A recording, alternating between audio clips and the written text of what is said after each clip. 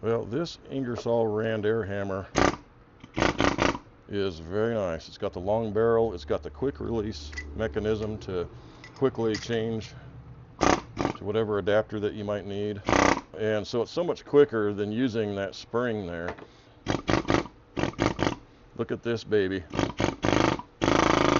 Just pull the trigger a little bit and it goes a little bit. The harder you pull it, the harder it hammers. Yeah, this baby's nice. It's got the 3-inch stroke. That's the longer barrel. It'll hit pretty hard. It's a very nice hammer.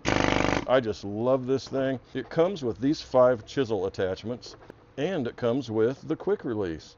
So you can't complain there, huh? And let me disconnect it from the air here and show you the case. It's got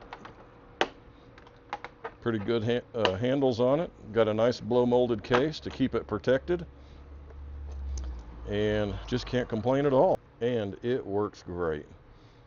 The IR 135 Max K 3-inch stroke long barrel air hammer. Very good thing to have in your shop. I just love it. Love it, love it, love it, love it, love it, love it. Okay, I do love tools a little too much.